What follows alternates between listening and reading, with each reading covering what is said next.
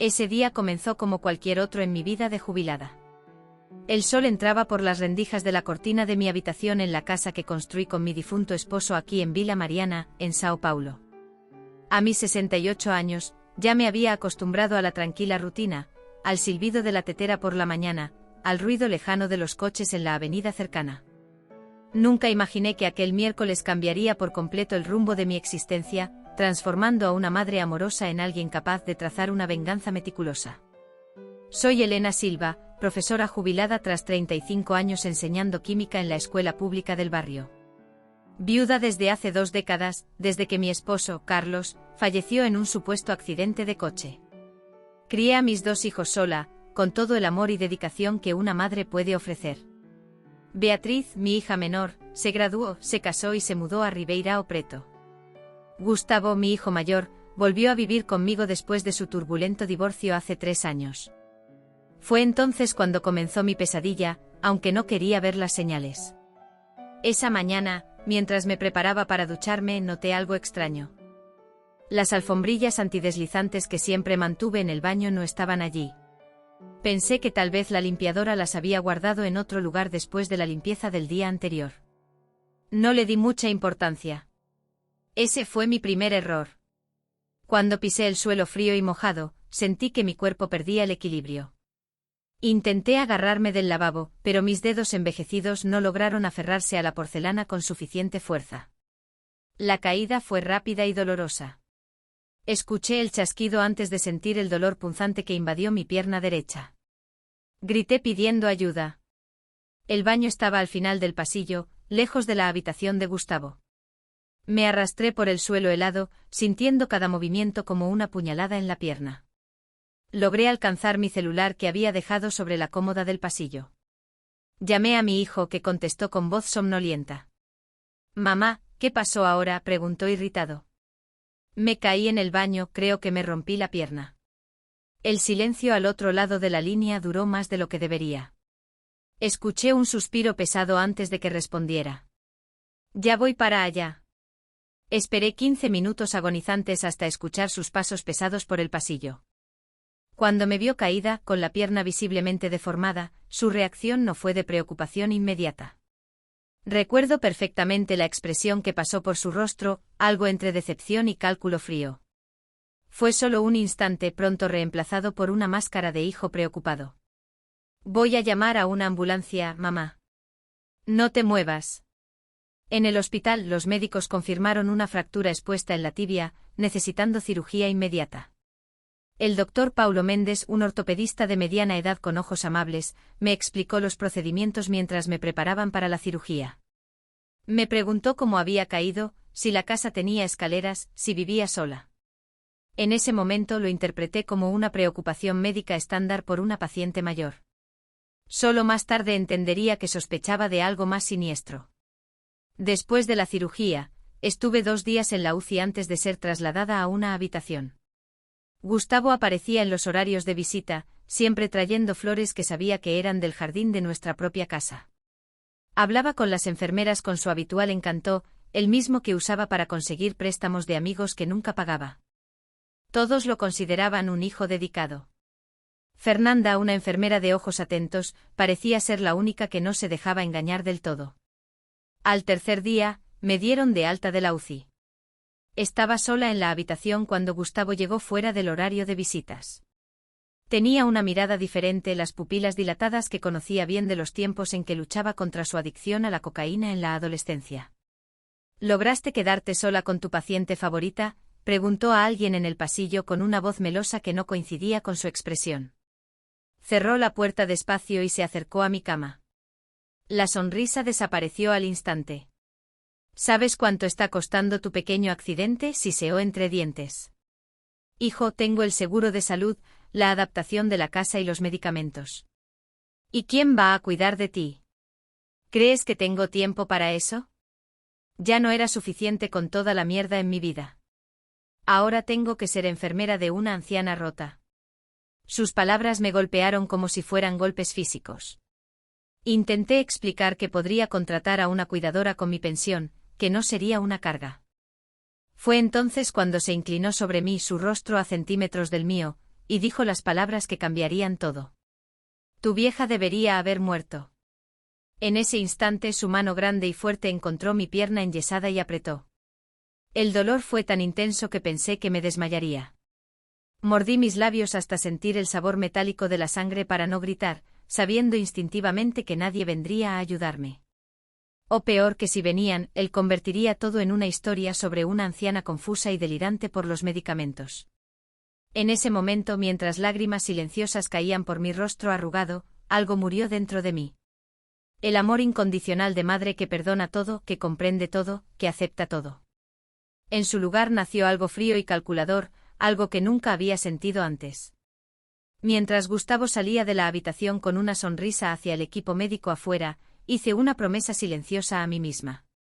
Él pagaría por cada segundo de ese dolor. Me dieron de alta una semana después. Fernanda, la enfermera, discretamente me entregó una tarjeta de la comisaría especializada en atención a ancianos, cuando Gustavo fue a buscar el coche. Cualquier cosa, llama a este número, susurró. Guardé la tarjeta, pero ya sabía que no la usaría. No porque no creyera en la justicia, sino porque la justicia que buscaba ahora era otra. Regresé a casa, al mismo baño donde todo había comenzado. Gustavo había contratado a una cuidadora para los primeros días, más por las apariencias que por preocupación real. Teresa, mi amiga de décadas, vino a visitarme con los ojos llenos de sospechas al ver los moretones que no coincidían con una simple caída. Intenté disimular, cambié de tema. Hablé sobre las plantas de mi jardín, especialmente sobre esa pequeña huerta de hierbas que cultivo desde que me jubilé. Mientras conversábamos sobre temas triviales, mi mente trabajaba. Recordaba las clases de química que impartí durante tantos años, los compuestos, las reacciones, los efectos. También recordaba el diario escondido en el cajón de los calcetines, donde anotaba cada desaparición de dinero, cada objeto vendido sin mi permiso, cada palabra cruel disfrazada de broma. Ese diario ahora recibiría nuevas anotaciones mucho más sombrías. Por la noche, cuando finalmente estuve sola, me permití llorar una última vez por la madre que fui y por el hijo que pensé tener. A partir de ese momento comenzaría mi plan, lento, meticuloso, implacable. Nadie hiere a una anciana en defensa y sale impune, especialmente cuando esa anciana ha pasado su vida enseñando los secretos de la química orgánica e inorgánica a adolescentes curiosos, sobre todo cuando tiene todo el tiempo del mundo para planear cada detalle de su venganza.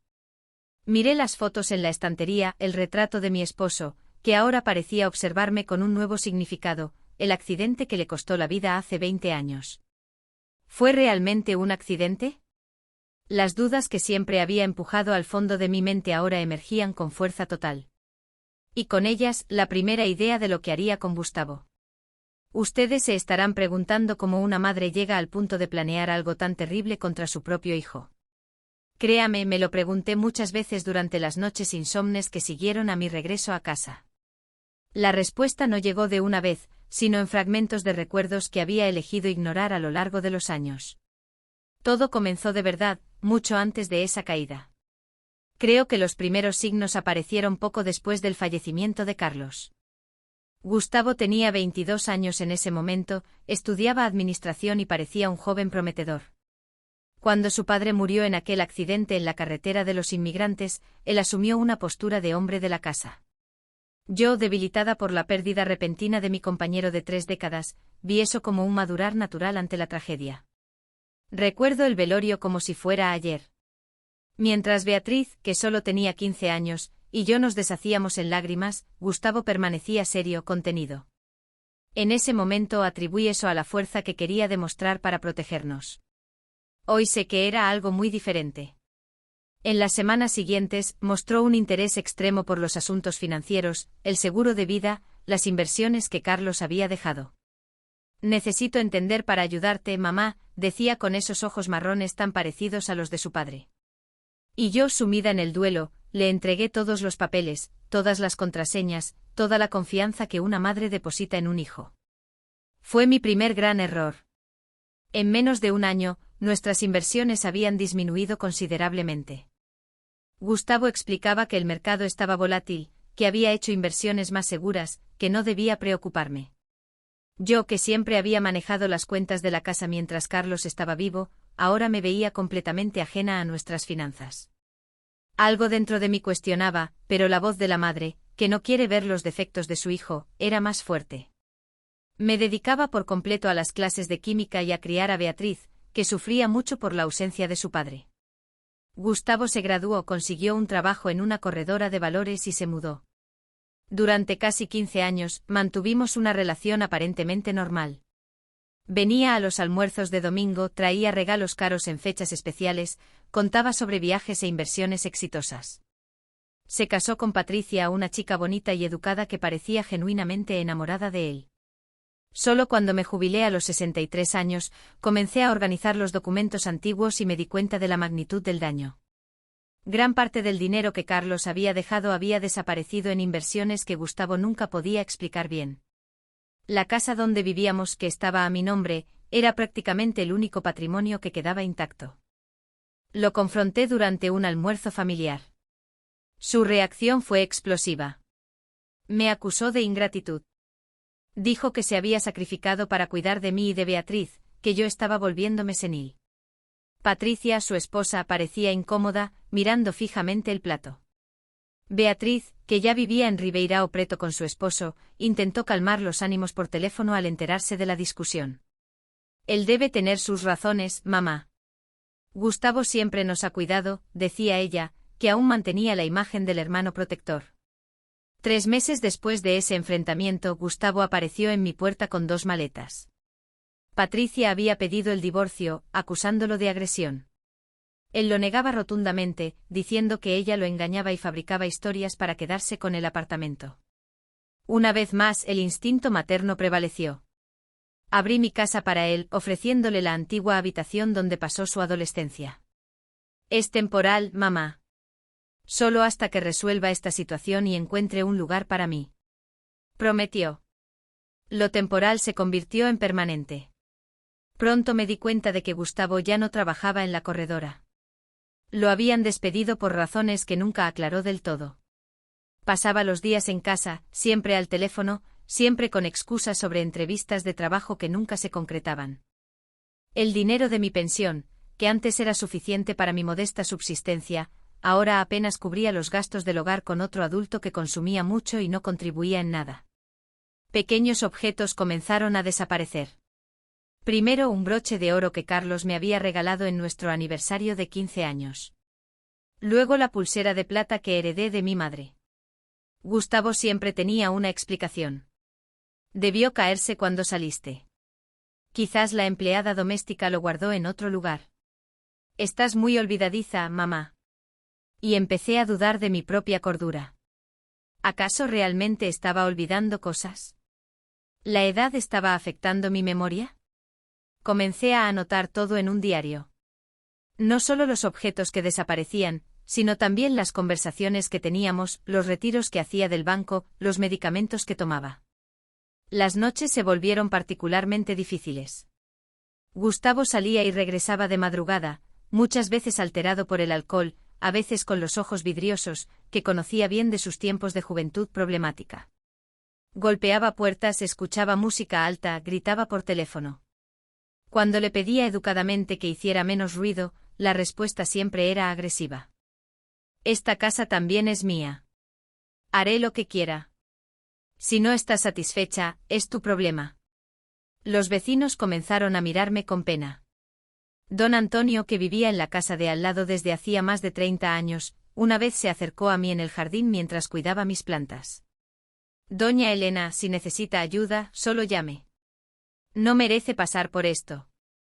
Agradecí avergonzada y cambié de tema. La vergüenza de admitir que mi propio hijo me trataba así era mayor que el miedo que empezaba a sentir. Teresa, mi amiga de toda la vida, fue más directa. Durante una de nuestras tardes de té mientras Gustavo no estaba, tomó mis manos arrugadas entre las suyas y dijo: Elena, necesitas echar a Gustavo de casa. Esto no es normal. Un hijo no trata así a su madre. Estoy preocupada por ti.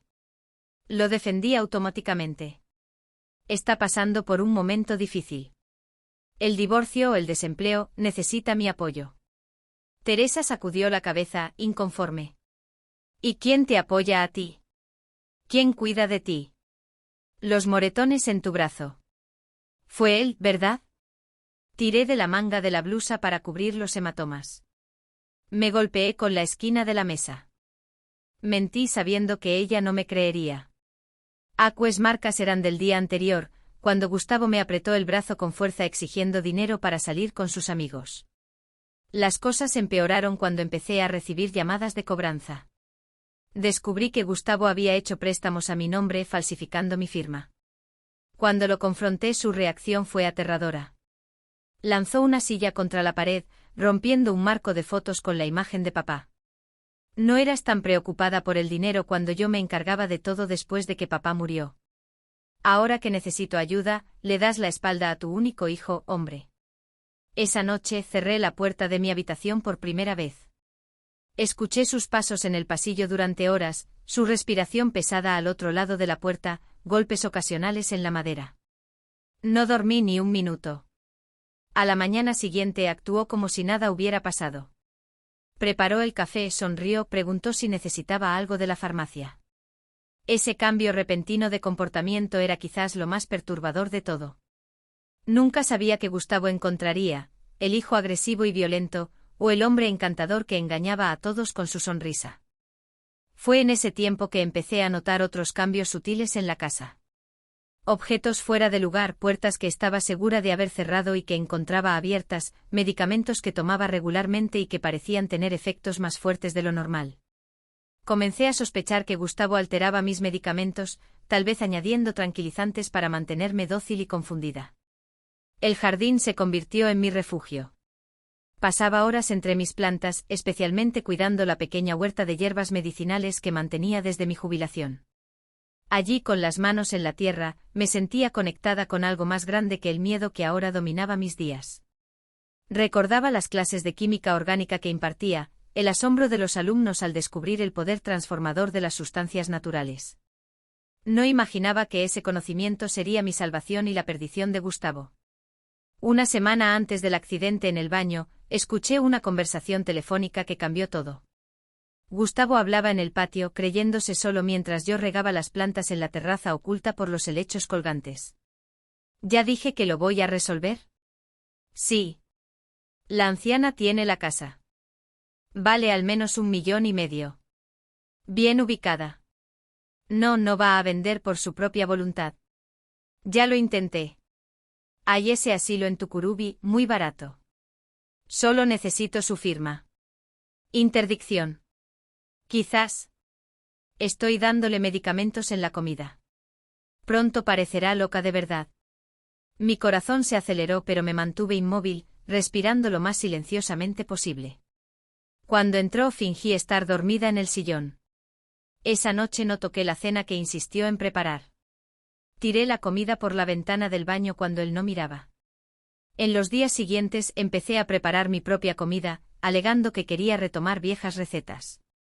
También comencé a fingir que tomaba los medicamentos, escondiéndolos en la boca y desechándolos después.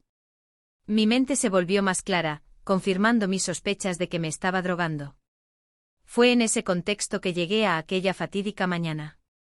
Al notar la ausencia de las alfombrillas antideslizantes en el baño, supe que no era un descuido de la limpiadora, era Gustavo creando las condiciones perfectas para un accidente. Si yo moría, sería una anciana que se cayó en el baño. Estadística, no crimen. Si sobrevivía, estaría lo suficientemente debilitada para que él lograra la interdicción que planeaba. La caída fue real, la fractura también. El dolor agudo cuando él apretó mi pierna en el hospital cristalizó una certeza que venía formándose. Mi hijo se había convertido en mi enemigo. Y lo peor, empecé a sospechar que el accidente que mató a Carlos quizás no había sido un accidente.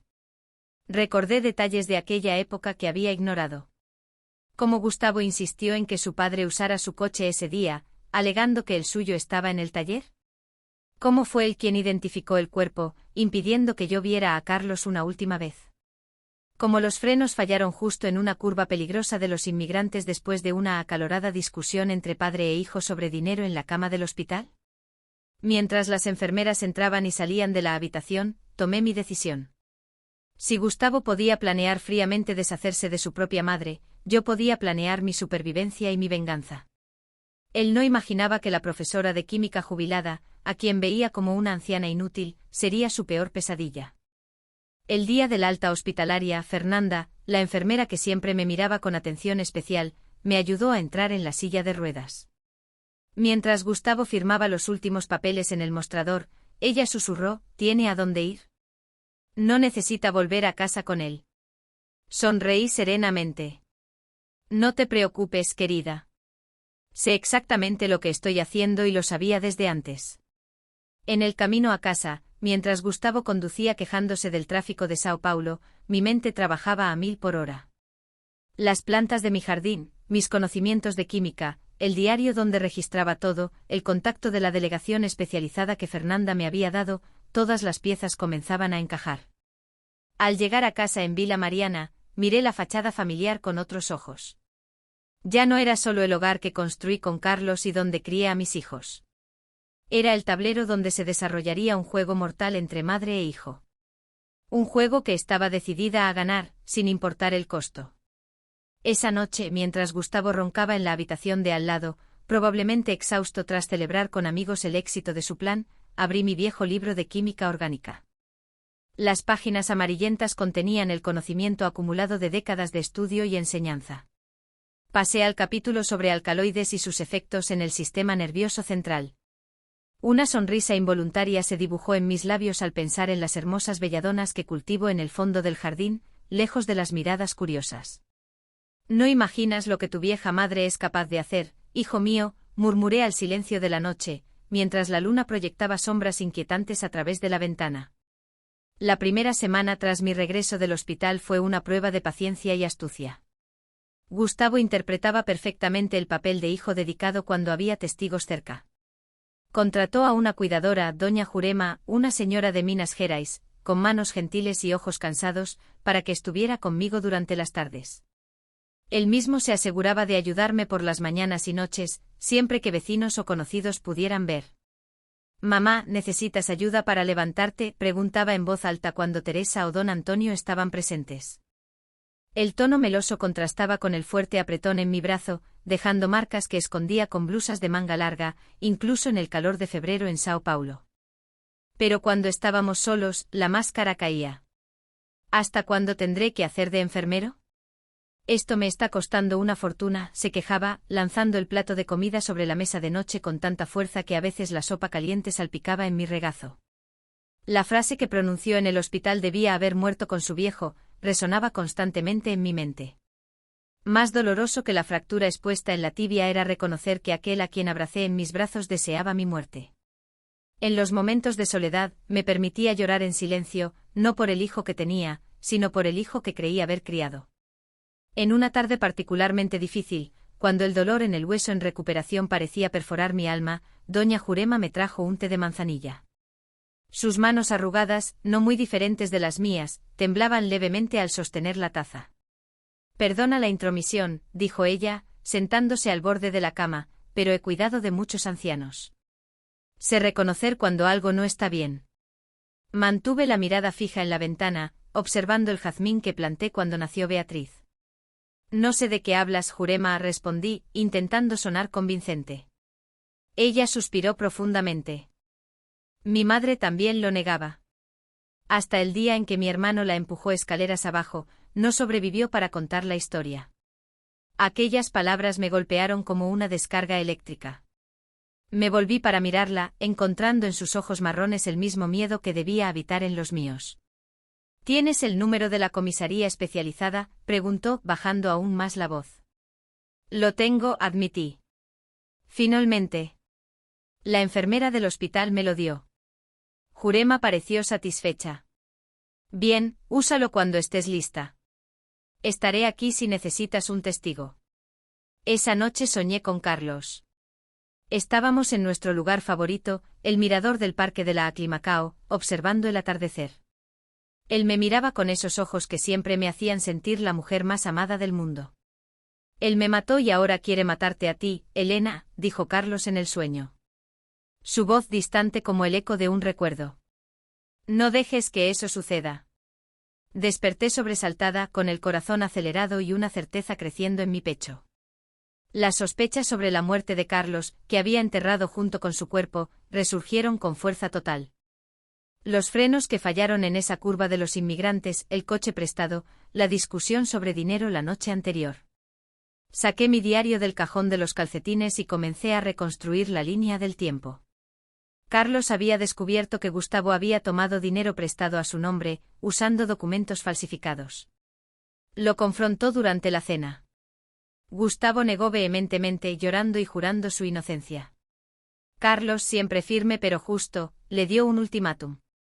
Devolver el dinero o iría a la policía. A la mañana siguiente, Gustavo insistió en que su padre usara su coche para ir al trabajo, alegando que necesitaba el coche de su padre para resolver precisamente la cuestión del dinero. Carlos aceptó. Fue la última vez que lo vi vivo. Las piezas del rompecabezas finalmente encajaban, revelando una imagen aterradora. Mi hijo era un asesino y yo sería su próxima víctima. La constatación de esta verdad provocó en mí una transformación que ni yo misma esperaba. El miedo dio paso a la rabia y la rabia a una fría determinación. Si la justicia no había alcanzado a Gustavo por el crimen contra su padre, yo sería el instrumento de justicia que Carlos merecía. En los días que siguieron, empecé a observar a mi hijo con otros ojos. Cada gesto, cada palabra, cada movimiento era analizado meticulosamente. Noté que cuando pensaba que estaba dormido, él revisaba mis documentos. Una vez lo sorprendí fotografiando mi firma en un cheque antiguo que encontró en un cajón. En otra ocasión, escuché por teléfono que discutía sobre precios de propiedades en el barrio. El informe médico está casi listo. La anciana apenas sabe dónde está. Claro que conseguiré la interdicción, es solo cuestión de tiempo. La indignación crecía dentro de mí como una tormenta. Mientras fingía estar cada vez más confundida y frágil en su presencia, mi mente trabajaba con una claridad aterradora. Las clases de química que impartí durante décadas ahora servían a un propósito muy diferente al educativo. En el fondo del jardín, aislado por una enredadera cubierta de maracuyá, mi pequeño jardín de hierbas prosperaba. Allí crecían hierbas culinarias comunes como albahaca y romero, pero también plantas menos conocidas, algunas con propiedades medicinales o tóxicas si se usaban incorrectamente. La belladona, el acónito, la digitalis, todas cultivadas por interés botánico y científico, siempre con el cuidado de mantenerlas fuera del alcance de cualquier persona. Con la movilidad reducida por la pierna enyesada, necesitaba ayuda para llegar al jardín. Jurema se convirtió en mi cómplice silenciosa, aunque no sabía exactamente qué planeaba. Necesito el contacto con mis plantas, le expliqué. Me calma. Sentada en mi silla de ruedas, le indicaba qué hojas y flores elegir, enseñándole a usar guantes para algunas especies. Esta es muy fuerte, Jurema. Ten cuidado de no tocarla directamente y luego frotarte los ojos. Puede causar visión borrosa. Ella me miraba con una mezcla de respeto y curiosidad.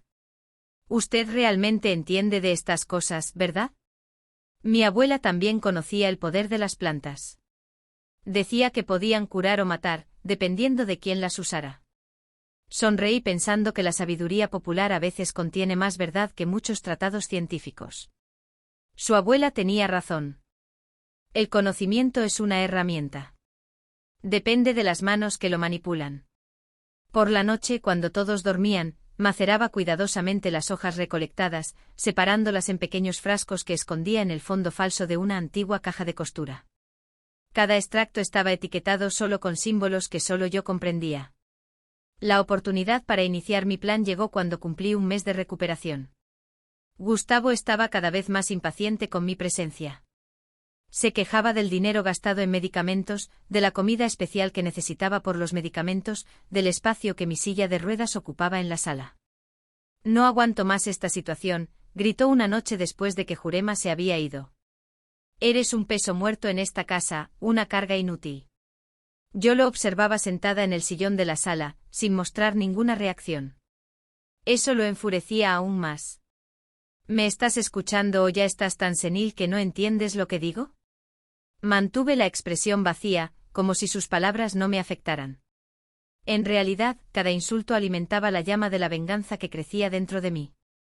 Voy a preparar una cena especial hoy, dije finalmente, mi voz calmada, contrastando con su furia para compensar todo el trabajo que te he dado. La sorpresa en el rostro de Gustavo era evidente. No esperaba esta reacción. ¿Te cuesta levantarte? ¿Cómo vas a cocinar? Jurema dejó todo listo. Solo necesito que me ayudes a llegar a la cocina y calentar la comida. Desconfiado, pero siempre atraído por la posibilidad de una buena comida. Aceptó, empujó mi silla hacia la cocina, sin delicadeza, casi haciéndome caer en el umbral de la puerta. En la estufa había una olla de sopa de verduras que Jurema había dejado, solo necesitaba calentarse. Al lado una botella de vino tinto que compré la semana pasada, pidiendo a don Antonio que la trajera de la bodega al final de la calle. «¿Puedes abrir el vino por mí?», pedí mientras removía la sopa lentamente. Es un Malbec argentino. A su padre le encantaba esta cosecha. La mención de Carlos siempre provocaba una reacción en Gustavo, un ligero temblor en los labios, una rigidez en su postura. Culpa, rabia, nunca supe con certeza. Mientras él abría el vino, aproveché para añadir unas gotas del extracto que preparé a la copa que sería suya. No era veneno, no tenía intención de matarlo rápidamente. Era solo el inicio de un proceso largo y calculado. Cenamos en un silencio incómodo. Gustavo bebió el vino sin sospechar nada, sirviéndose de una segunda copa que preparé con el mismo cuidado que la primera. «No está mal», comentó, refiriéndose a la comida.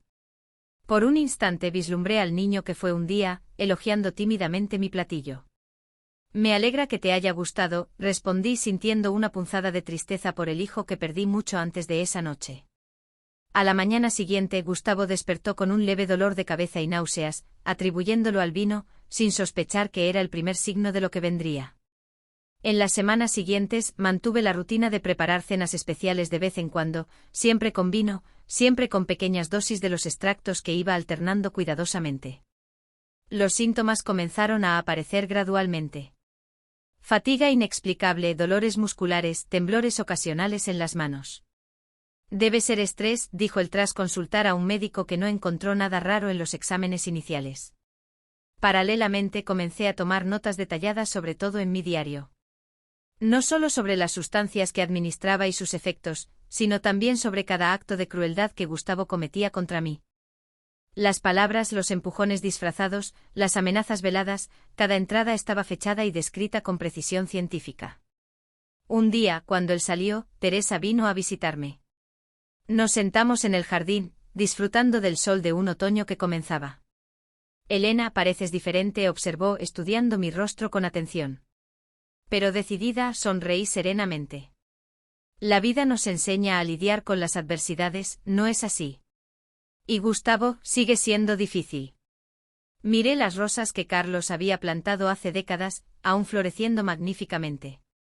«Digamos que estamos llegando a un entendimiento».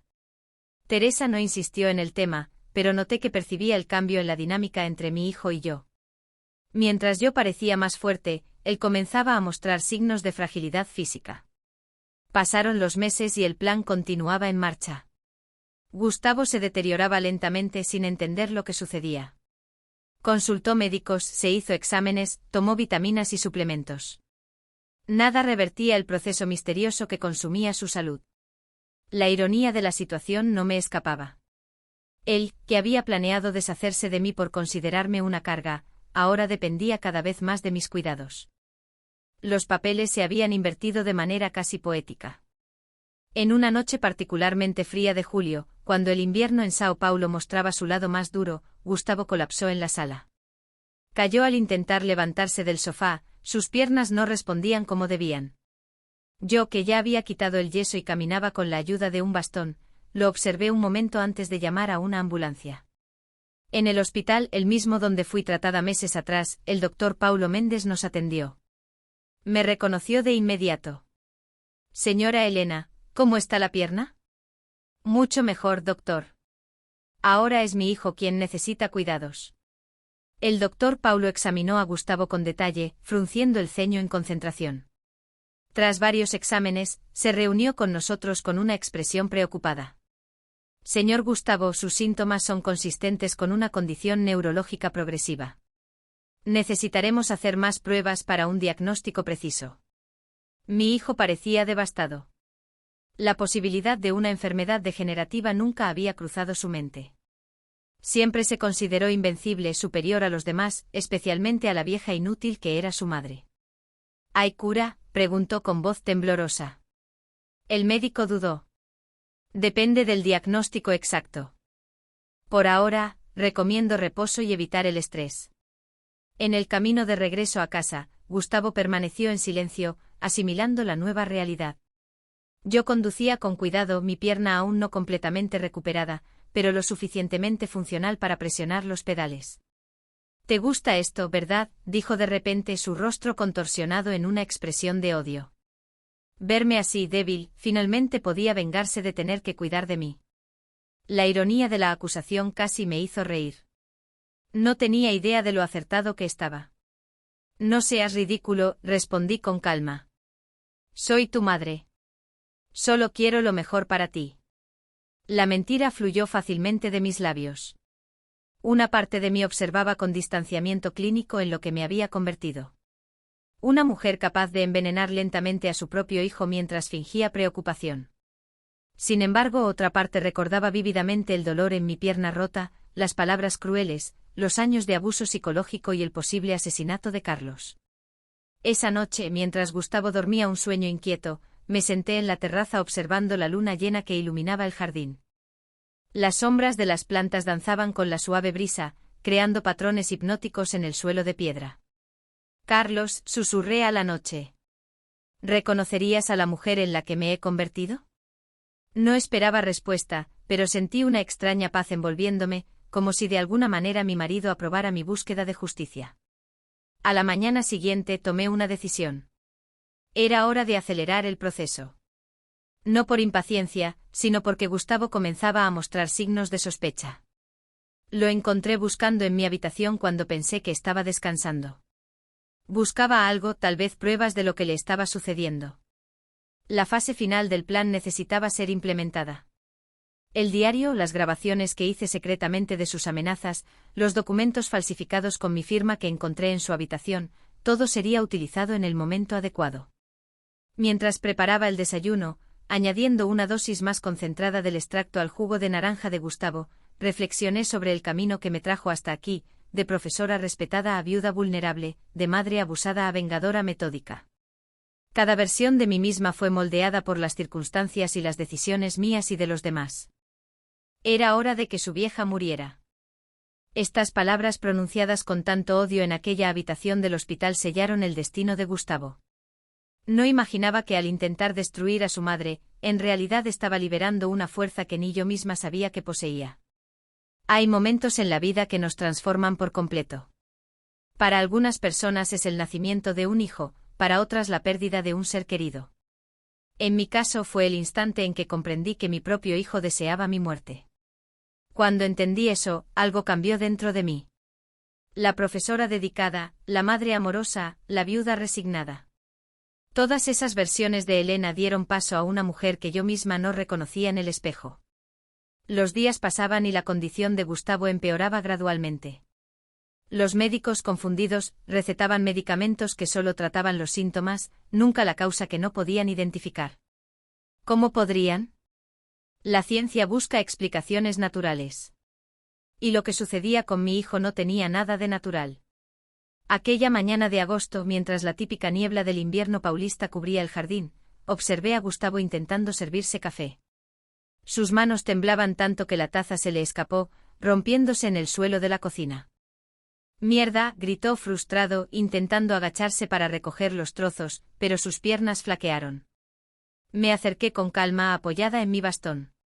«Déjame limpiar». «No necesito tu ayuda», gruñó. Pero su cuerpo decía lo contrario. Ignoré su hostilidad y comencé a recoger los pedazos de porcelana rota. Era de la colección que Carlos me había regalado en nuestro aniversario de bodas. Irónicamente, era la taza favorita de Gustavo. Los médicos llamaron. Informé mientras barría los últimos fragmentos. Programaron nuevos exámenes para mañana. Él no respondió, solo me miró con esos ojos que, a pesar de estar hundidos en profundas ojeras, aún transmitían desprecio. Incluso enfermo, incluso dependiente, Gustavo no perdía la arrogancia. «Voy a preparar tu café», ofrecí, ya sabiendo que no lo rechazaría. Por más que me odiara, su cuerpo cada vez más débil lo hacía dependiente de mis cuidados. En el armario sobre el fregadero, detrás de las latas de alimentos, guardaba un pequeño frasco con un líquido extraído cuidadosamente de las plantas de mi jardín. Añadí 3 gotas al café de Gustavo, una más de lo habitual. Era hora de intensificar el proceso. ¿Qué es eso que pusiste en mi café?, preguntó de repente, sus ojos entrecerrándose con desconfianza. Mi corazón se aceleró, pero mantuve la expresión neutra. Cariño, ¿siempre te ha gustado el café con miel? Nunca me gustó la miel en el café, replicó, empujando la taza lejos. Estás haciendo algo conmigo, ¿verdad? Lo miré con la inocencia ensayada de una madre preocupada. ¿De qué hablas, hijo? Creo que la enfermedad está afectando tu memoria. Gustavo golpeó la mesa con sorprendente fuerza para alguien tan debilitado. No me trates como idiota. Desde que volví a vivir aquí, he comenzado a enfermarme. No es una coincidencia. Suspiré profundamente como quien trata con un niño difícil. Gustavo, ¿de verdad crees que tu propia madre haría algo para perjudicarte después de todo lo que he hecho por ti durante toda tu vida? Dudó por un momento, la incertidumbre cruzando su rostro pálido. Aproveché la oportunidad. Vamos, bebe tu café. Necesitas alimentarte para tener fuerzas para los exámenes de mañana. A regañadientes, pero sin alternativas, ya que no podía preparar su propia comida. Gustavo tomó el café. Observé mientras el líquido oscuro desaparecía, sintiendo una satisfacción sombría que jamás pensé que podría experimentar. Al caer la tarde comenzaron los nuevos síntomas. Además de los temblores habituales y la debilidad muscular, Gustavo ahora sentía entumecimiento en los dedos y una leve confusión mental. Lo encontré en la oficina, revolviendo los cajones frenéticamente. ¿Qué buscas?, pregunté desde la puerta, apoyándome en mi bastón. Se dio la vuelta sobresaltado.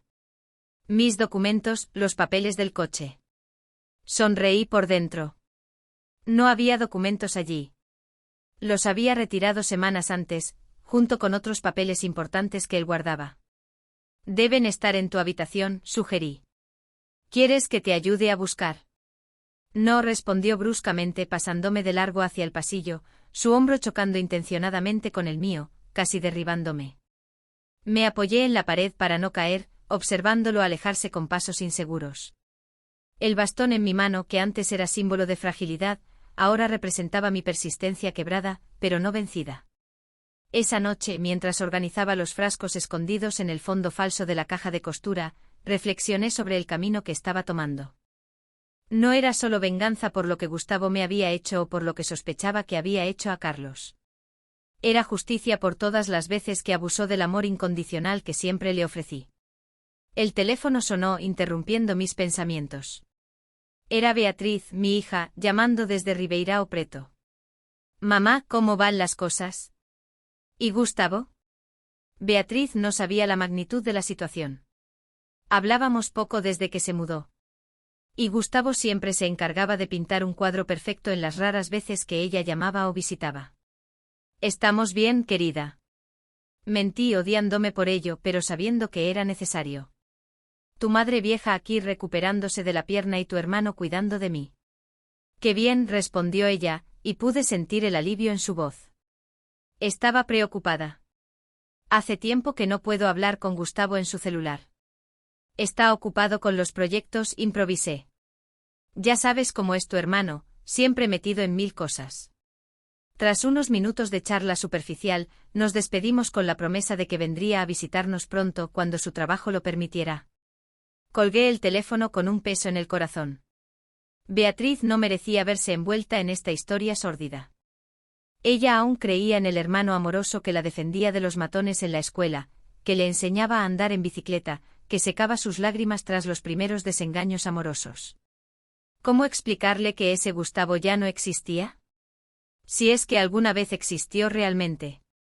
Al día siguiente acompañé a mi hijo al hospital para una nueva batería de exámenes. El doctor Paulo Méndez nos recibió con una expresión preocupada. Los resultados anteriores son inconclusos, explicó hojeando una carpeta gruesa. Los síntomas sugieren una condición neurológica, pero no hemos podido identificar marcadores típicos en la sangre o en las imágenes. ¿Y eso qué significa?, preguntó Gustavo, su voz temblando levemente. Que necesitamos investigar más. Puede ser una condición rara, tal vez incluso una nueva variante de alguna enfermedad conocida. Mientras el médico detallaba los próximos exámenes, me mantuve en silencio, observando la interacción. El doctor Paulo era un hombre dedicado, genuinamente preocupado por sus pacientes. Sentí una punzada de culpa por usarlo indirectamente en mi plan, pero aparté ese pensamiento. La culpa era un lujo que no podía permitirme en ese momento. En el camino de regreso a casa, Gustavo permaneció en silencio, perdido en sus propios pensamientos. Al llegar, se dirigió directamente a su habitación, cerrando la puerta con fuerza. Escuché el sonido de la llave girando en la cerradura. Se estaba encerrando, temiendo de mí. La idea era casi cómica. Preparé el almuerzo, una sopa de verduras con ingredientes de mi jardín. Esta vez, además de las gotas habituales en su plato, añadí un nuevo compuesto que había preparado recientemente. Era hora de introducir nuevos síntomas, confundir aún más a los médicos. Gustavo. Llamé suavemente a su puerta. El almuerzo está listo. Silencio.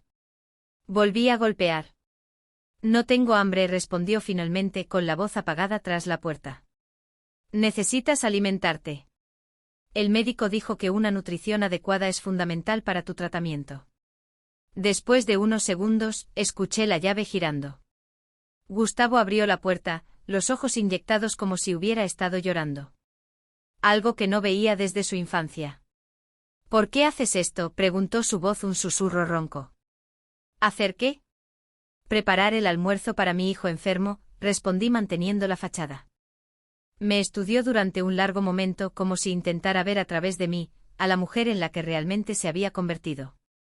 Por un instante parecía que había descubierto todo. Nada, murmuró finalmente pasándome de largo hacia la cocina. Vamos a comer. El almuerzo transcurrió en un silencio tenso. Observé cada cucharada que llevaba a la boca, cada sorbo de agua. Comía menos de lo habitual, pero aún así lo suficiente para que el plan continuara. Por la tarde, mientras dormía, inducido por el efecto sedante de los compuestos, organicé meticulosamente mi diario. En él registraba no solo las sustancias administradas y sus efectos, sino que también reconstruía toda la historia de abusos que había sufrido, las sospechas sobre la muerte de Carlos, los planes de Gustavo para deshacerse de mí. Jurema llegó a las 2 como de costumbre, para ayudarme con las tareas del hogar. Me encontró en la sala escribiendo. Doña Elena, parece cansada, observó colocando su bolso sobre el sofá. Cerré el diario rápidamente. Son tiempos difíciles, Jurema. Mi hijo enfermo, mi pierna aún no completamente recuperada. Ella lo sintió, sus ojos revelando que comprendía más de lo que decía. ¿Y cómo está su jardín? ¿Las plantas que tanto le gustan? Están floreciendo hermosamente, respondí formando una pequeña sonrisa en mis labios, especialmente las que están al fondo detrás de la trelica. Por suerte, Jurema no hizo más preguntas. En su lugar, comenzó a limpiar en silencio, lanzando miradas preocupadas hacia la habitación de Gustavo. Por la noche, cuando estuvimos solos de nuevo, mi hijo me sorprendió. Estaba en la sala, sentado en mi sillón favorito, hojeando un álbum de fotos antiguas. ¿Recuerdas este día?, preguntó mostrándome una foto de un picnic en el Parque Ibirapuera. Debía tener unos 10 años. Beatriz, Carlos y yo sonreíamos a la cámara, jóvenes y felices. Lo recuerdo, respondí sentándome en el sofá a su lado. Fue en nuestro 7º aniversario de bodas. Su padre insistió en celebrarlo al aire libre. Gustavo pasó sus dedos temblorosos sobre la imagen del padre. Era un buen hombre, ¿verdad? La pregunta me tomó por sorpresa. Había un tono extraño en su voz. Culpa, arrepentimiento, el mejor que conocí, respondí sinceramente. Él cerró el álbum de golpe. Entonces, ¿por qué me haces esto? A tu hijo. Me mantuve tranquila, aunque mi corazón latía con fuerza. ¿Haciendo qué, Gustavo? Envenenándome, gritó, levantándose con dificultad. ¿Crees que no noté los tés, la comida, los síntomas que empezaron desde que volví a esta casa? Por un instante pensé en negar, en mantener la farsa hasta el final. Pero algo en su mirada, tan similar a la de Carlos cuando exigía honestidad, me hizo cambiar de táctica. ¿Te diste cuenta? Ah, sí, pregunté. Mi voz sorprendentemente firme. Pasó un buen rato. La confirmación lo golpeó como un impacto físico. Tambaleó apoyándose en la pared para no caer. ¿Por qué? Balbuceó con el rostro contorsionado en una mezcla de shock y rabia. Soy tu hijo. Me levanté apoyándome en el bastón y lo miré directamente a los ojos. ¿Por qué presionaste mi pierna rota en el hospital? ¿Por qué dijiste que debía haber muerto? ¿Por qué planeaste internarme a la fuerza para vender mi casa? Gustavo palideció aún más, si es que eso era posible. Y sobre todo, continué. Mi voz ahora solo un susurro cortante. ¿Por qué mataste a tu padre? No sabes de qué hablas, murmuró, pero sus ojos revelaban la verdad. Los frenos cortados, el coche prestado, la discusión sobre el dinero que robaste. ¿Crees que no junté las piezas después de todos estos años? Intentó acercarse a mí, quizás para atacarme, quizás solo para apoyarse, pero sus piernas cedieron. Cayó de rodillas, jadeando. ¿Vas a matarme entonces?, preguntó, levantando el rostro para mirarme. ¿Es eso lo que planeaste, viejita? El diminutivo usado de forma despectiva encendió nuevamente la llama de la rabia que alimentaba mi venganza. No, Gustavo, la muerte sería una misericordia demasiado grande para ti. Quiero que sufras lentamente, que sientas la impotencia de depender de alguien que te odia, exactamente como hiciste conmigo. Te has vuelto loco, murmuró, intentando levantarse sin éxito. No, corregí con calma. Finalmente recuperé mi cordura. Años creyendo que un hijo no podría hacer daño a su propia madre. Eso sí era locura. Esa noche, mientras Gustavo dormía un sueño agitado, inducido por una dosis mayor del sedante natural que añadía a su cena, hice una llamada importante. Hola, comisaría especializada en atención a personas mayores. Quisiera hablar con la delegada Roberta Santos, por favor. La voz del otro lado informó que la delegada solo estaría disponible al día siguiente. Sin problema, respondí. Dile que Elena Silva llamó. Tengo información sobre un caso de abuso a un anciano y un posible homicidio. Colgué el teléfono sintiendo un peso levantarse de mis hombros. El plan estaba entrando en su fase final. No solo el envenenamiento lento de Gustavo, sino la revelación pública de sus crímenes. La justicia que Carlos merecía finalmente se haría. Por la mañana fui al jardín a recoger las hierbas para el desayuno. El rocío aún cubría las hojas, creando pequeños diamantes que reflejaban la suave luz del amanecer. Era una hermosa mañana de primavera en Sao Paulo, el tipo de mañana que a Carlos le encantaba para sus caminatas matutinas. Mientras recogía cuidadosamente las hojas y bayas necesarias, escuché un ruido proveniente de la casa. Me giré a tiempo para ver a Gustavo tambaleándose por el jardín, una expresión de furia deformando su rostro pálido. Tus plantas, murmuró acercándose peligrosamente. De aquí viene el veneno, ¿verdad? Retrocedí instintivamente apretando con fuerza mi bastón. A pesar de estar debilitado, Gustavo seguía siendo un hombre de 40 años, mucho más fuerte que una anciana de 68. Voy a destruirlo todo, amenazó avanzando hacia la trelica que protegía mi jardín especial. No te acerques, advertí levantando el bastón como un arma improvisada. Él se rió. Un sonido gutural, casi animal. ¿Qué? ¿Vas a golpearme, viejecita?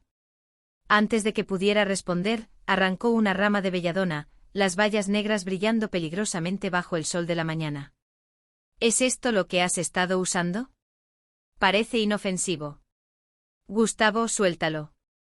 No sabes lo que haces. Sus ojos brillaron con una idea repentina. ¿Y si te obligo a tragar tus propias pociones? No sería justicia poética, avanzó hacia mí, la rama de belladona extendida como un arma. Retrocedí, pero mi pierna aún débil traicionó mi movimiento. Tropecé cayendo sobre las piedras del camino del jardín. Gustavo se inclinó sobre mí, su rostro a centímetros del mío. En ese momento vi al niño que había acunado en mis brazos, al adolescente problemático que intenté guiar, al joven que perdió el rumbo, al hombre que se convirtió en un monstruo. Se suponía que debías morir en ese baño viejo, susurró, repitiendo las mismas palabras que sellaron su destino meses atrás. Antes de que pudiera hacer algo, una voz firme cortó el aire de la mañana. Aléjate de ella, señor Silva. Nos giramos simultáneamente hacia la entrada del jardín. Allí estaba la delegada Roberta Santos, una mujer de mediana edad con porte militar, acompañada por 2 policías uniformados. A su lado, para mi sorpresa, estaba Jurema, con la mirada baja pero decidida. ¿Qué está pasando?, preguntó Gustavo confundido. Recibimos un informe de agresión contra un anciano, explicó la delegada acercándose. Y por lo que veo, llegamos justo a tiempo. Gustavo intentó recomponerse, activando instantáneamente su habitual encanto. Hubo un malentendido, delegada. Mi madre se cayó y yo estaba tratando de ayudarla. Con una rama de planta en la mano mientras decías que era para que ella hubiera muerto, cuestionó Jurema, su voz normalmente suave, ahora firme y acusadora. No sabes de lo que hablas, gruñó Gustavo hacia ella antes de volverse hacia la delegada. Mi madre no está bien de la cabeza, ha confundido las cosas imaginando situaciones. Interesante, comentó la delegada, consultando un pequeño bloc de notas, porque hemos recibido grabaciones bastante claras de varias instancias de abuso verbal y amenazas. Mi corazón se disparó. Las grabaciones, el pequeño dispositivo que Teresa me había dado, disfrazado de broche y que había estado usando constantemente en los últimos meses. Gustavo palideció, finalmente dándose cuenta de la magnitud de la trampa en la que había caído. Señora Silva. La delegada se dirigió a mí extendiendo su mano para ayudarme a levantarme. Tenemos mucho de qué hablar. La mano firme de la delegada Roberta me ayudó a levantarme. Mis piernas temblaban, no solo por la caída, sino por la adrenalina que corría por mis venas. Durante meses planeé meticulosamente mi venganza contra Gustavo, pero nunca imaginé que el enfrentamiento final sucedería así, entre mis plantas, con el rocío de la mañana aún humedeciendo el césped. ¿Está usted bien?, preguntó Roberta, sus ojos oscuros examinando las heridas que la caída había causado en mis brazos. Sí, respondí ajustando el broche grabador que llevaba en el cuello de la blusa. Es solo un día más en la vida con mi hijo. Gustavo, ahora apoyado en la pared del jardín, rodeado por 2 policías, alternaba entre expresiones de furia e intentos de encanto conciliador. Era fascinante y perturbador observar cómo cambiaba de personaje en cuestión de segundos. Esto es un malentendido, sonrió. Su voz era suave como la miel. Mi madre tiene episodios de confusión. Los médicos han diagnosticado el inicio de demencia. Pueden verificar con el doctor Paulo Méndez del Hospital Santa Margarida. Roberta se volvió hacia él, impasible. El mismo médico que atendió a su madre tras la caída accidental en el baño.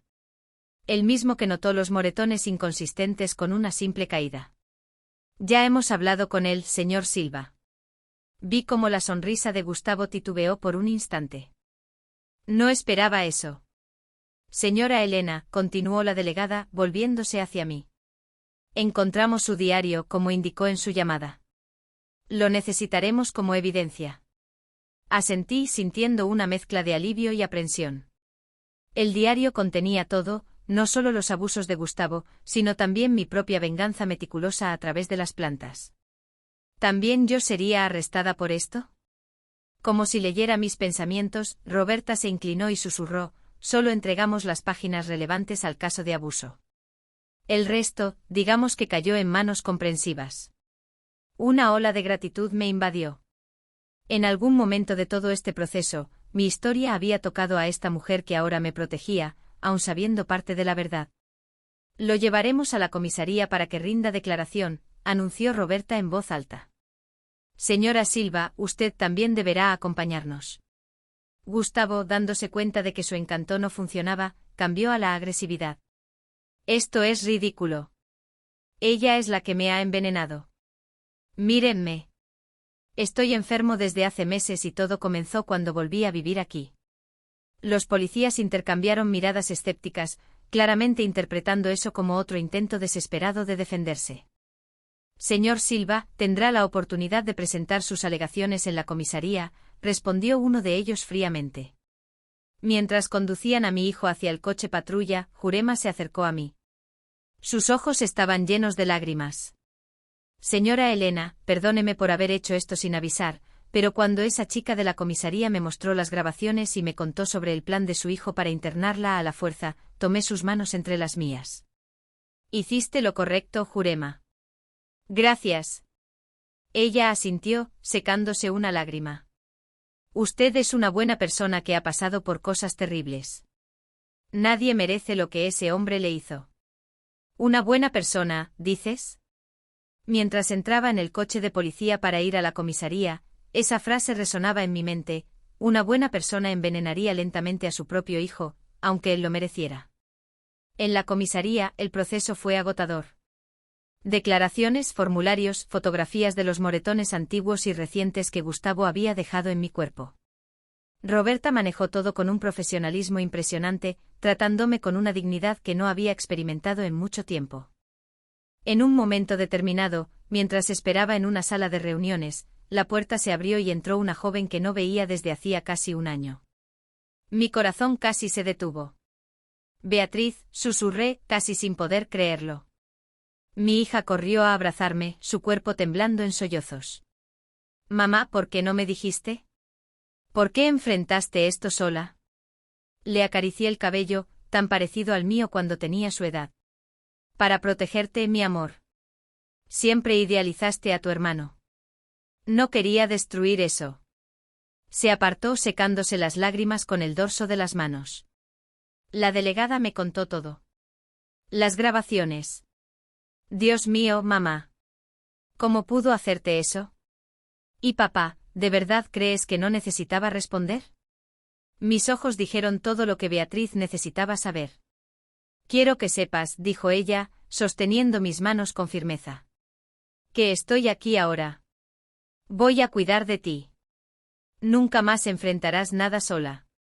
En ese momento sentí una emoción que no había experimentado en tanto tiempo, que casi había olvidado su sabor, la esperanza.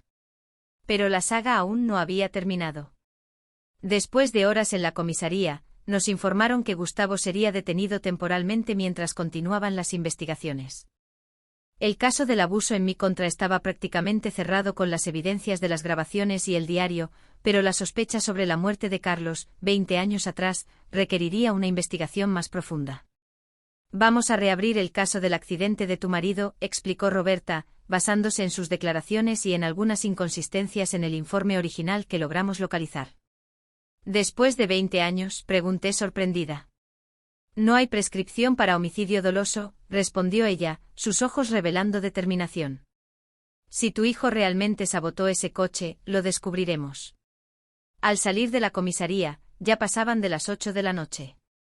El cielo de Sao Paulo estaba sorprendentemente despejado, permitiendo que algunas estrellas tímidas aparecieran entre los rascacielos. Beatriz me llevó hasta su coche insistiendo en que pasara la noche en su hotel. No quiero que vuelvas a esa casa hoy, dijo. Mañana decidimos qué hacer. Acepté, demasiado exhausta para discutir. En el camino al hotel pasamos frente al Parque Ibirapuera, iluminado para algún evento nocturno. ¿Podemos parar un minuto?, pedí de repente. Necesito respirar un poco de aire fresco. Beatriz dudó, preocupada por mi estado, pero estacionó cerca de la entrada del parque. Caminamos lentamente hasta un banco con vista al lago, mi bastón marcando el ritmo de nuestros pasos. Sentadas allí bajo la suave luz de las farolas del parque, finalmente le conté a Beatriz toda la verdad, no solo sobre los abusos de Gustavo y mis sospechas sobre la muerte de su padre, sino también sobre mi propia venganza a través de las plantas. Lo envenené lentamente, confesé, usando su apodo de infancia. No para matar, sino para que sintiera la misma impotencia que yo sentí, para invertir nuestros papeles. Esperé ver horror en sus ojos, pero solo encontré una profunda tristeza. Mamá, dijo finalmente. ¿Qué te hizo él? A nosotras, a papá. No voy a juzgar cómo elegiste sobrevivir. Lágrimas silenciosas rodaron por mi rostro. No me enorgullezco de lo que hice, pero no puedo decir que me arrepiento. Permanecimos en silencio unos minutos, observando la luna reflejada en las tranquilas aguas del lago. Finalmente Beatriz rompió el silencio. ¿Qué va a pasar ahora? Con las plantas los médicos entenderán lo que le sucedió. Moví la cabeza. No lo harán. Los compuestos que utilicé son prácticamente indetectables después de unas horas. Y aunque encuentren algo, sería imposible probar que fui yo. Además, le mentí, confesé, una triste sonrisa formándose en mis labios. En las últimas semanas ya no lo estaba envenenando. El efecto de las plantas había cesado. Los síntomas que seguía presentando eran psicosomáticos. Creía que lo estaban envenenando. Entonces su cuerpo reproducía los síntomas. Beatriz me miró sorprendida. La profesora de química jugando con la mente, no con la química. Exactamente. La mejor venganza no fue envenenarlo, fue hacerle creer que lo estaban envenenando. El miedo hizo el resto. Mi hija movió la cabeza impresionada. Eres aterradora, ¿lo sabías?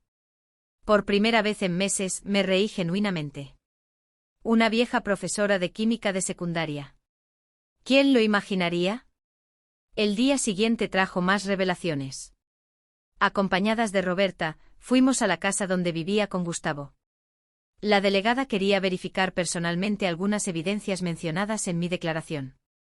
Doña Elena, usted mencionó documentos falsificados y objetos robados. ¿Puede mostrarnos dónde buscar? Señalé la oficina, donde Gustavo pasaba horas cuando estaba en casa. El cajón inferior del escritorio tiene fondo falso. Él no sabe que yo sé eso.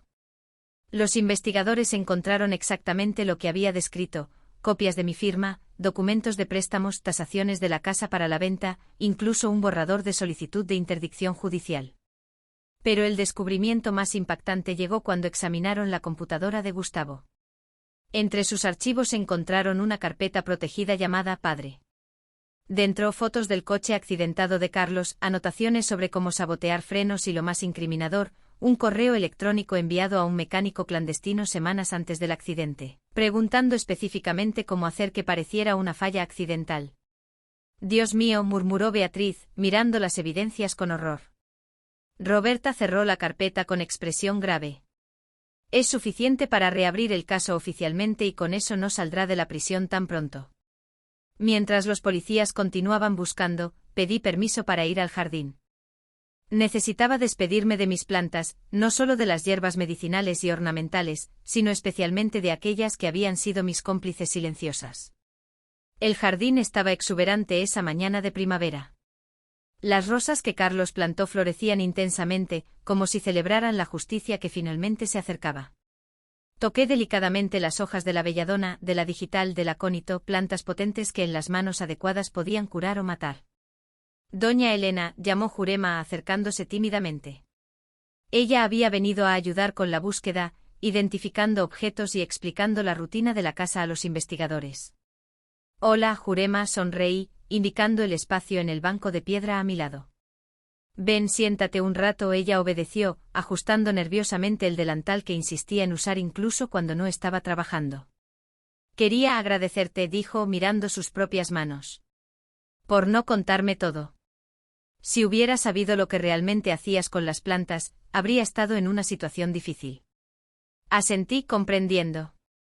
Fuiste mi amiga cuando más lo necesité, Jurema. Nunca te pondría en riesgo. ¿Qué harás ahora? ¿Te quedarás en esta casa? La pregunta había estado rondando en mi mente desde la noche anterior. La casa guardaba recuerdos preciosos de Carlos y de los primeros años con mis hijos, pero también albergaba las memorias de los abusos, del miedo, de mi propia transformación en alguien que nunca imaginé ser. No respondí al final. Es hora de empezar de nuevo. Beatriz quiere que vaya a Ribeirão Preto con ella. Quizás sea lo mejor. Jurema sonrió, sus ojos brillando con lágrimas contenidas. Usted merece paz, doña Elena, después de todo lo que ha pasado, paz. ¿Sería posible encontrarla después de todo esto? Tras descubrir de lo que era capaz cuando estaba al límite, las semanas siguientes pasaron como un torbellino. Gustavo fue formalmente acusado de abuso a ancianos, intento de fraude, falsificación de documentos y, tras la reapertura del caso, homicidio doloso contra Carlos. Las pruebas eran abrumadoras. El juicio se programó para dentro de unos meses, pero se mantuvo la prisión preventiva, considerando la gravedad de los delitos y el riesgo que representaba para mí y otros testigos. Beatriz insistió en que me mudara de inmediato a Ribeirão Preto. Acepté, pero con una condición. Necesitaba un último encuentro con Gustavo. Mamá, no creo que sea una buena idea, argumentó ella. Después de todo lo que hizo, necesito esto para seguir adelante, hija, insistí. Necesito mirarlo a los ojos una última vez. A regañadientes, ella aceptó. Roberta organizó una visita controlada en la prisión, donde Gustavo esperaba juicio.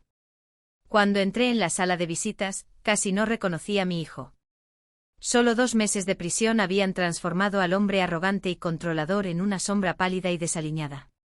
Sin los efectos de las drogas que, como le expliqué a Beatriz, ya habían cesado hace semanas. Parecía físicamente recuperado, pero psicológicamente devastado. ¿Viniste a disfrutar de tu victoria?, preguntó tan pronto como me senté frente a él, separados por una mesa de metal fijada al suelo.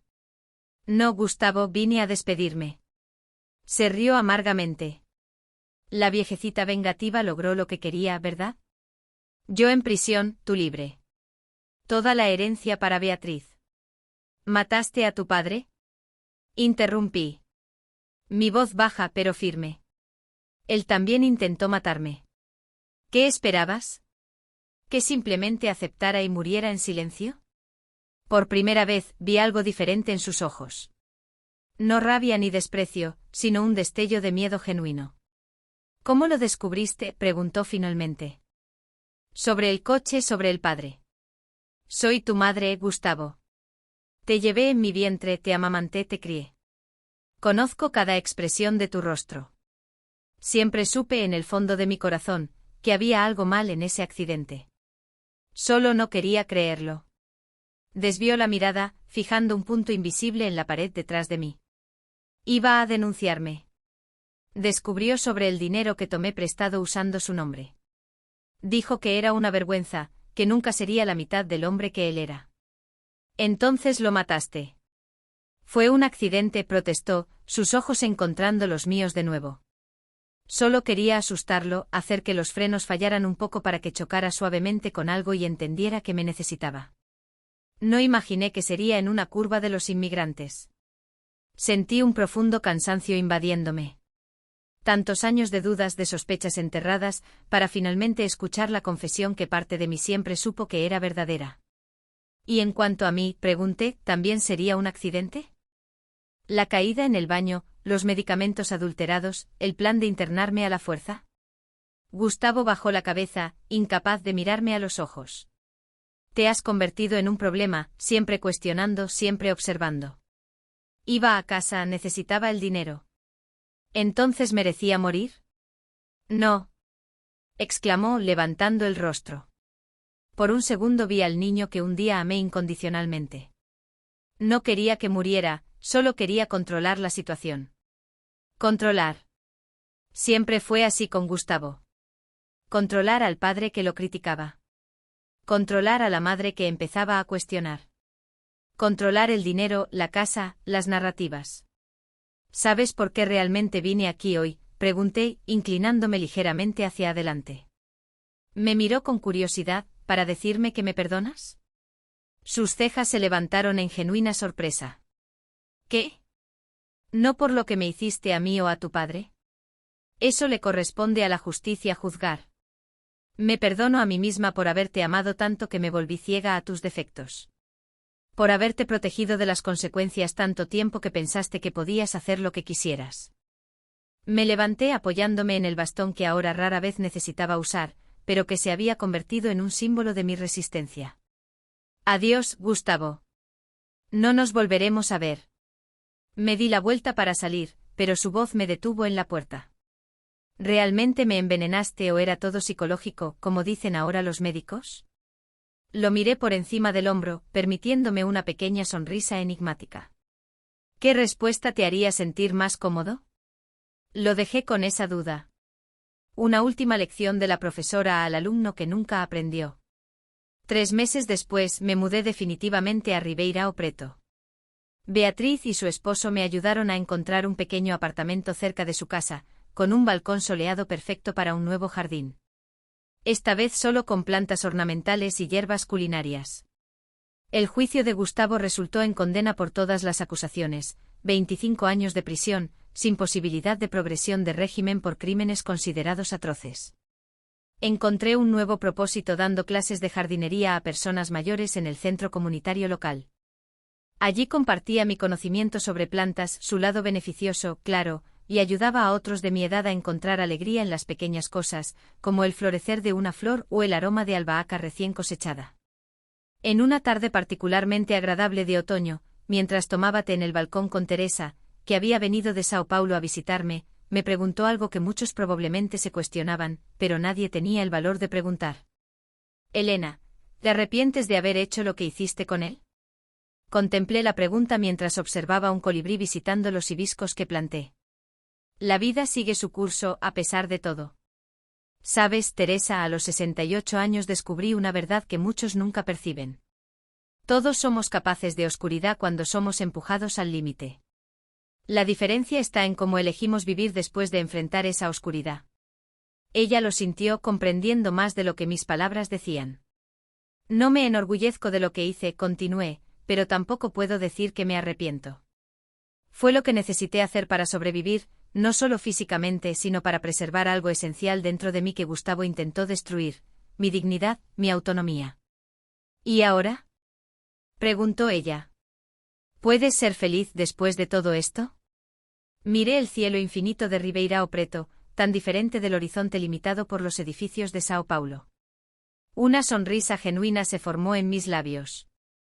Feliz, tal vez sea una palabra muy fuerte, pero en paz. Sí, finalmente estoy en paz. Y era cierto. La venganza no trajo de vuelta a Carlos ni borró los años de sufrimiento, pero trajo una justicia imperfecta y tardía. Pero justicia al fin y al cabo, y con ella la oportunidad de reescribir el final de mi historia, no como víctima, sino como sobreviviente.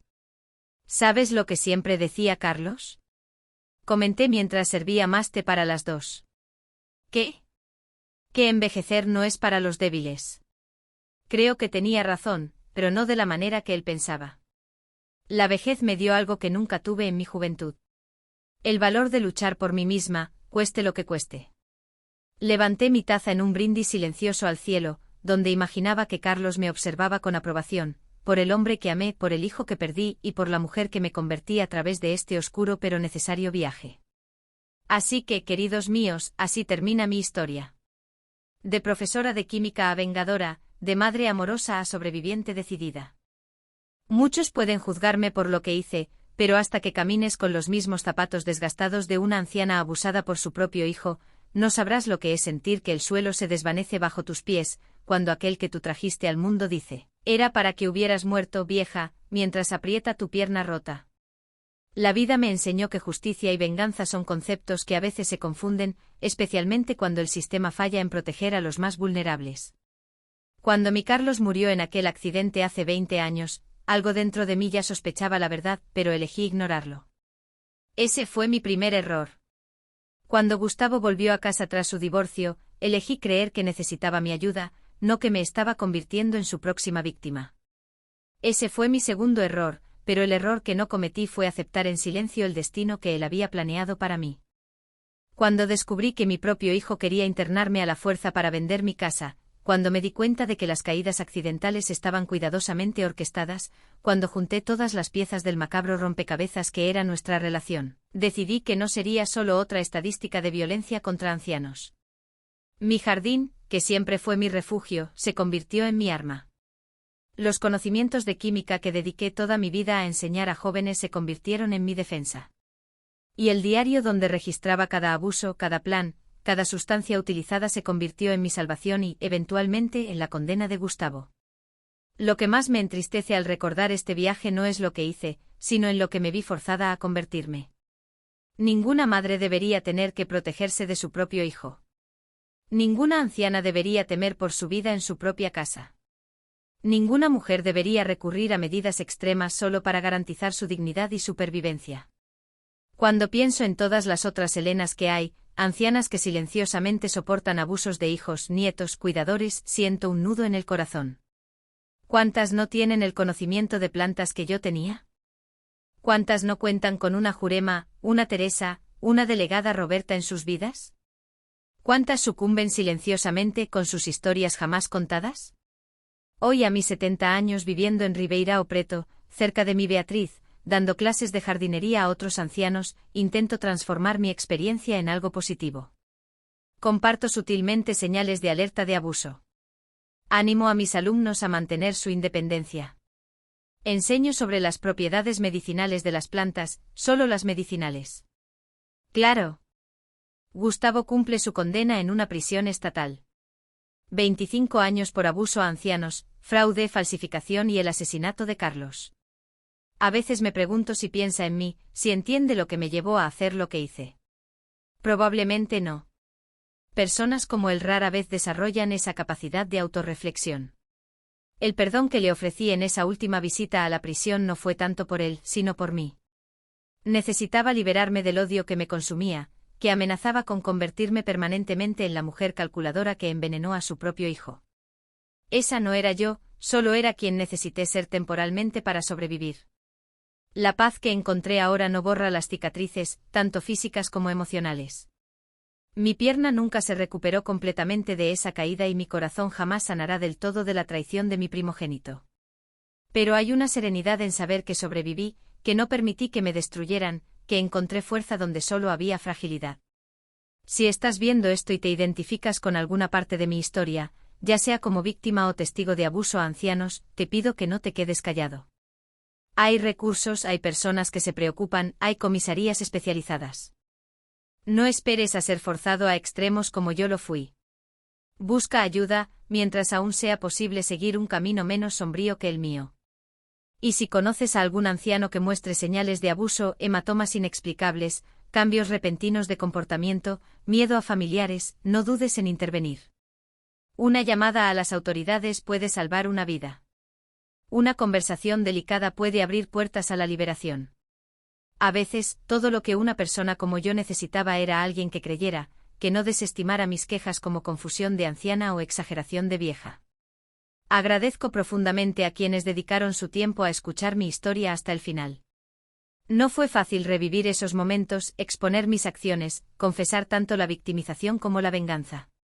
Pero si esto ayuda al menos a una persona a evitar un destino similar, habrá valido cada lágrima derramada al grabar este relato. Ahora, si mi historia te ha tocado de alguna manera, te pido que te suscribas aquí al canal Bobo Lembrou. Tenemos muchas otras historias como la mía, relatos reales de personas que enfrentaron situaciones extremas y encontraron fuerzas para seguir adelante. Algunas son sobre superación, otras sobre venganza, otras sobre perdón, pero todas son auténticas, crudas, humanas. Deja tu comentario contándonos qué te pareció mi historia. ¿Entiendes por qué hice lo que hice? ¿Habrías actuado diferente en mi lugar? ¿Conoces a alguien que haya pasado por una situación similar? Tus comentarios no son solo números para nosotros, son conexiones reales, validaciones de experiencias muchas veces silenciadas por la sociedad. Leer cada uno de ellos me ayuda a sentir que no estoy sola, que mi dolor y mi lucha tuvieron un propósito. Y si puedes, deja tu like en el vídeo. Parece un gesto simple, pero ayuda inmensamente a nuestro canal a alcanzar a más personas que necesitan escuchar estas historias, que necesitan saber que no están solas en sus luchas. Fue un gran esfuerzo grabar este vídeo. Revivir cada momento doloroso, cada decisión difícil, cada giro en esta historia oscura. No fue fácil, pero creo que historias como la mía necesitan ser contadas, por más difíciles que sean. Por eso, si valoras este tipo de contenido, considera también apoyarnos a través de Valeu Demais, una forma de donación que nos ayuda a cubrir los costos del canal y a traer más vídeos diariamente. Tu contribución, por pequeña que sea, es fundamental para que podamos seguir dando voz a personas como yo, que durante tanto tiempo fueron silenciadas. Mañana tendremos otra historia impactante aquí en La abuela recordó, otro relato real, otra vida marcada por desafíos que muchos no podrían imaginar.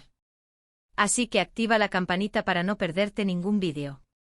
Me llamo Elena Silva, tengo 70 años y esta es la historia de cómo descubrí que incluso en la vejez, incluso cuando el mundo parece conspirar en tu contra, es posible encontrar la fuerza para luchar, para sobrevivir y, finalmente, para seguir adelante. Gracias por escucharme, gracias por no juzgarme y, sobre todo, gracias por ser parte de esta comunidad que valora las historias de personas que la sociedad a menudo prefiere ignorar. Hasta el próximo vídeo y recuerda, La edad puede debilitar nuestros huesos, pero no tiene por qué debilitar nuestra determinación. Los ancianos no son desechables. Somos depósitos de experiencias, de sabiduría y, como mi historia ha demostrado, de una fuerza sorprendente ante los desafíos.